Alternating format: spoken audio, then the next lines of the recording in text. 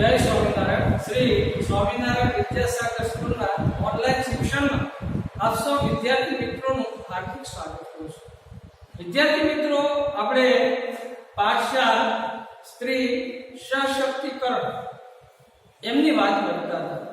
આજના સમયની જરૂરિયાત અને માંગને જોતા આ પાઠ આપણા માટે ખૂબ જ મહત્વનો બની રહે છે.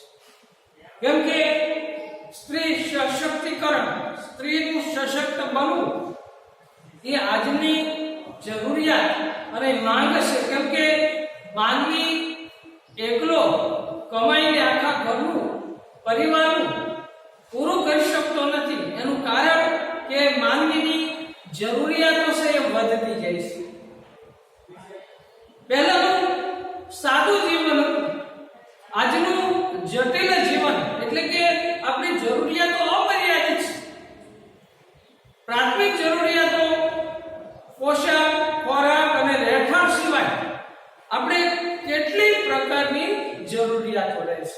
એટલે આ જરૂરિયાતો જો પૂરી કરવી હોય તો સ્ત્રી અને પુરુષ બંને વ્યવસાયમાં જોડાય તો જ આ જરૂરિયાતો સારી રીતે પૂર્ણ કરી શકે છે.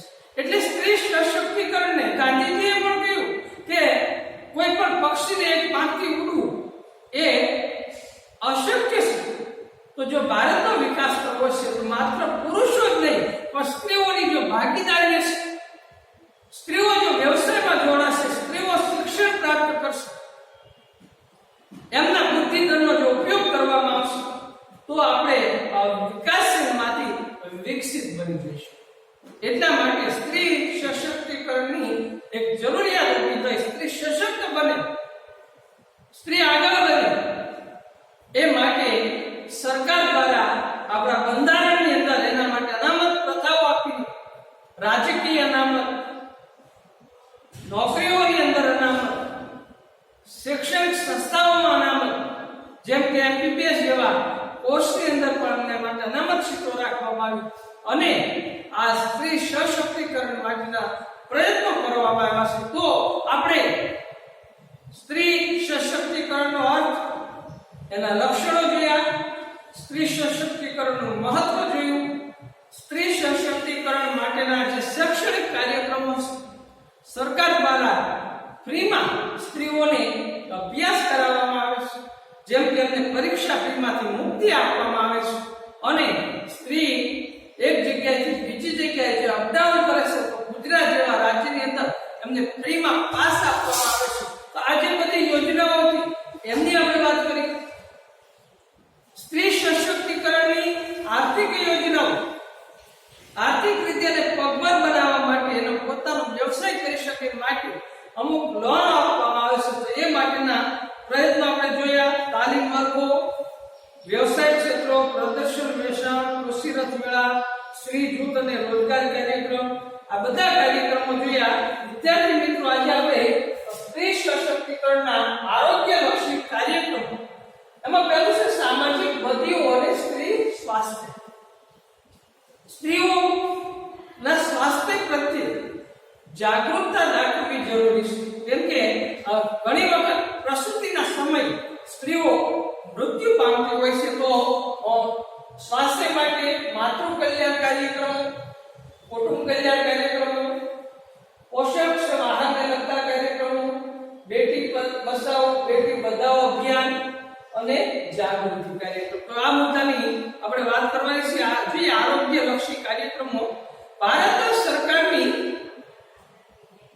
સ્ત્રી સશક્તિકરણની રાષ્ટ્રીય નીતિમાં સ્ત્રીઓના આરોગ્ય પ્રત્યે ભાર મૂકવામાં આવ્યો છે.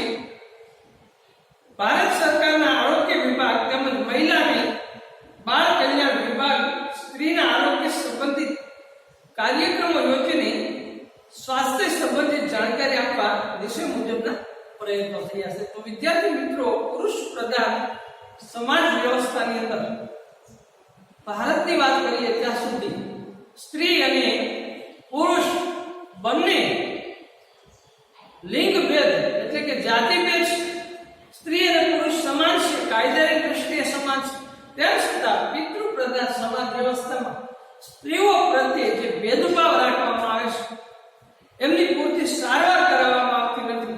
તો એના માટે આ કાર્યક્રમો છે. એમાં પહેલું છે સામાજિક બદીઓને સ્ત્રી સ્વાસ્થ્ય. સમાજના કુરિવાજોથી સ્ત્રીના વર્તવતા આરોગ્ય અંગેની જાણકારી આપતા કાર્યક્રમો યોજવામાં આવે છે. દાખલા તરીકે બાળ લગ્નથી આરોગ્યને જોખમ, ગેરકાયદેસર જાતિ પરીક્ષણથી શરીરને થતું નુકસાન. તો સમાજની જે બદીઓ જે કુરિવાજો છે, આપ સૌ જાણીએ છીએ કે પ્રાચીન સમયની અંદર સતી પ્રથા જેવા કુરિવાજો જોવા મળતા હતા. એટલે કે જો પતિ મૃત્યુ પામી ગઈ તો એમની પાછળ એમની પત્નીને એમની સીતા ઉપર જીવતી સળગાવી દેવામાં આવતી. તો આ સતી પ્રથા પણ રાજારામ મોહન રાય ના ખૂબ અથાગ પ્રયત્નો અને એ વખતના જે ગવર્નર વિલિયમ બેન્ટિંગ એમણે કાયદો પસાર કરી અને સતી પ્રથા પ્રતિબંધક કાનૂન બનાવવામાં આવ્યો. એટલે ત્યારથી આપણે જોઈએ કે આજે સતી પ્રથા છે ભારતમાં જોવા મળતી નથી. પરંતુ બાળ લગ્ન એટલે કે નાની ઉંમરમાં જ સ્ત્રીઓના લગ્ન કરી દેવા, જાતિ પરીક્ષણ, માતાના ગર્ભમાં રહેલું બાળક સોનોગ્રાફીની મદદથી જાણી શકાય છે કે સ્ત્રી છે કે પુરુષ. જો સ્ત્રી બાળક હોય તો એમની જે ભ્રૂણ હત્યા કરવામાં આવે છે. તો આ કારણે જાતિ પરીક્ષણથી શરીરને ખૂબ જ નુકસાન થાય છે. તો તેનું સામાજિક બદીઓ અને સ્ત્રી સ્વાસ્થ્ય.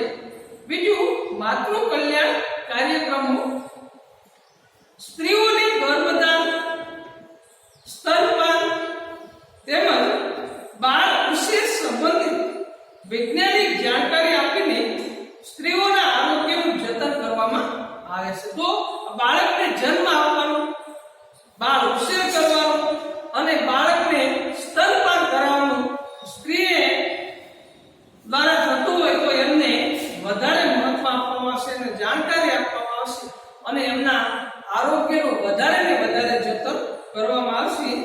ત્યાર પછી ત્રીજું કુટુંબ કલ્યાણ કાર્યક્રમો,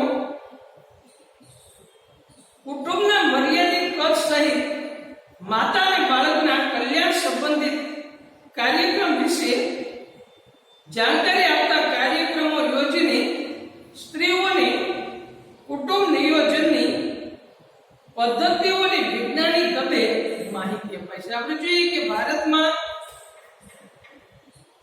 આઝાદી મળી એ સમયે 36 કરોડની વસ્તી ભારતમાં જોવા મળી. એટલે કે 1951માં સૌ પ્રથમવાર વસ્તી ગણતરી થઈ ત્યારે 36 કરોડની વસ્તીથી વિદ્યાર્થી મિત્રો આજે આપણે 136 કરોડનો આંક પાર કરી ગયા છે. તો આજે 100 કરોડનો વધારો છે. વસ્તી સતત વધતી ગઈ. એની પાછળના કારણો કે તબીબી સુવિધાઓ હતી. પહેલા જન્મે છે એમાંથી મોટા ભાગના મૃત્યુ પામી જતા. મરકી અને શીતળા અને પ્લેગ જેવા જીવલેણ રોગો હતા. જેમ અત્યારે કોરોનાનો રોગ ચાલી રહ્યો છે, એક મહામારી. આવી મહામારી પહેલા બહુ જ આવતી હતી અને એમાં કેટલાય બાળકો અને વૃદ્ધો લોકો મૃત્યુ પામી જતા. પણ આઝાદી બાદ તબીબી સુવિધાઓ વધી, હોસ્પિટલની સુવિધાઓ વધી, વિદેશોમાંથી દવાઓ લાવવામાં આવી અને આરોગ્યના જે યંત્રો, આધુનિક યંત્રો એ લાવવામાં આવ્યા. લોકોને સુખાકારી માટે આપણે જોઈએ કે ગુજરાતની અંદર જે 108ની સેવાઓ છે, કોઈ પણ સ્થળેથી આપણે ફોન કરીએ એટલે ટૂંક સમયમાં જ એ આપણને હોસ્પિટલ સુધીની સેવા પૂરી પાડે. તો આવી બધી સેવાઓ આવવાને કારણે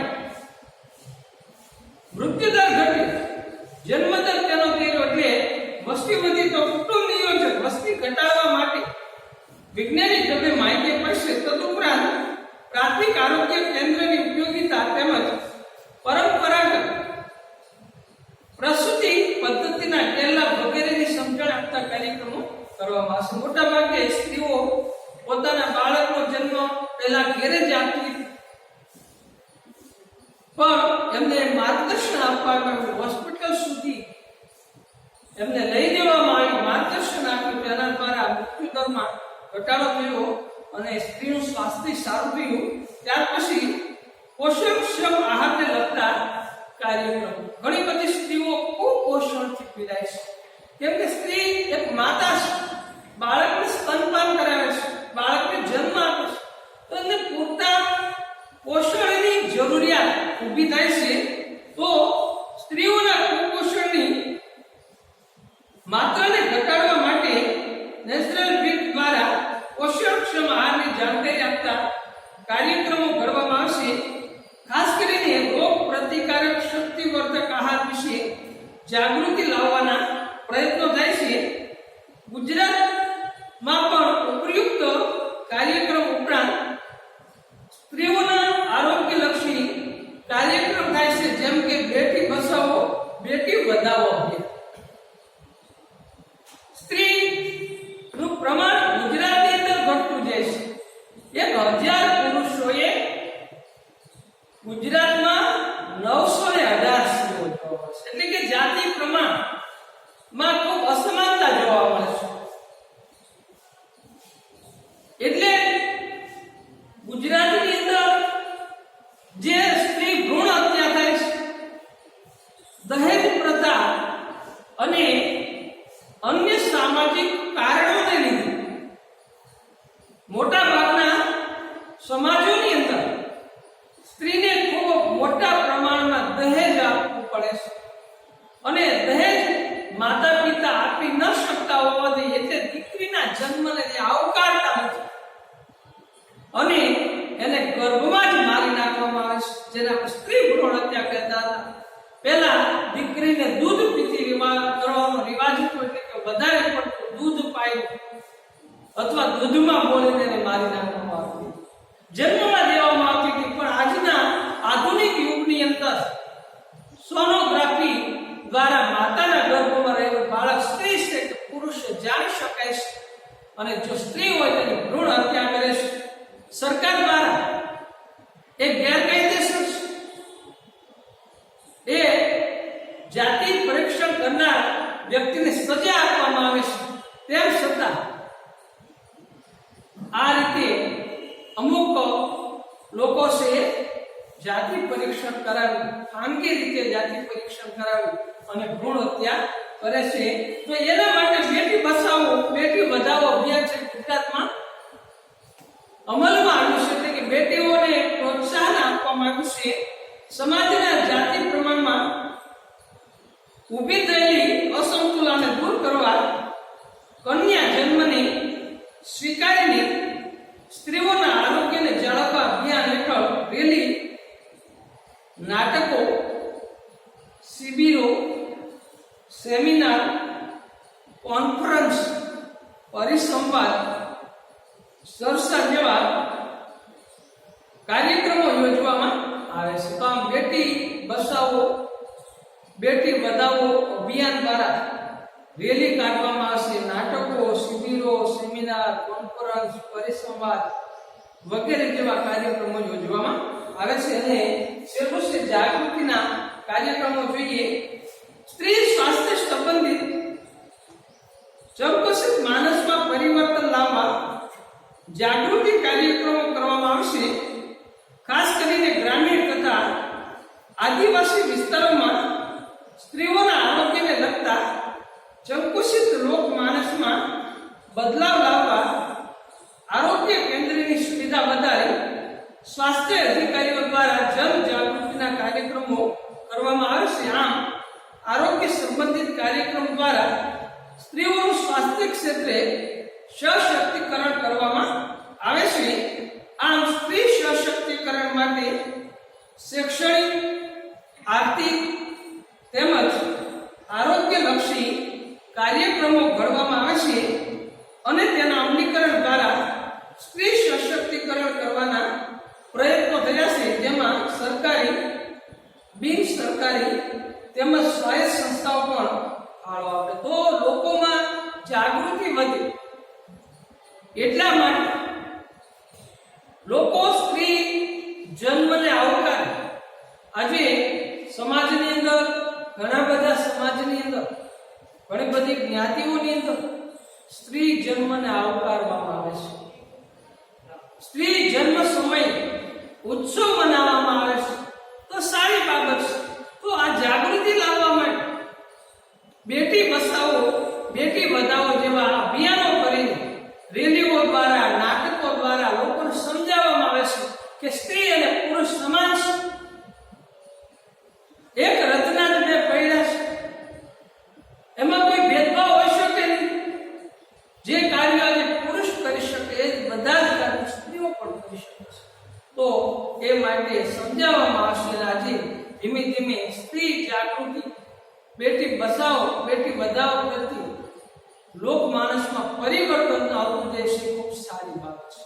તો વિદ્યાર્થી મિત્રો, આ સ્ત્રી સશક્તિકરણના આરોગ્યલક્ષી કાર્યક્રમો જોયા. સામાજિક બંધીઓ અને સ્ત્રી સ્વાસ્થ્ય, માતૃ કલ્યાણ કાર્યક્રમો, કુટુંબ કલ્યાણ કાર્યક્રમો, પોષણ આહારના લગતા કાર્યક્રમો, બેટી બચાવો બેટી વધાવો અભિયાન અને જાગૃતિ કાર્યક્રમો. તો ગૃહ કાર્યની અંદર આ આરોગ્યલક્ષી કાર્યક્રમો છે સારા અક્ષરે લખી નાખીશું. હવે જ્યારે આપણે મળીએ ત્યારે સ્ત્રીઓની જે કલ્યાણકારી યોજનાઓ છે એમની વિશે વાત કરીશું. અહીંયા રાખી જઈશું.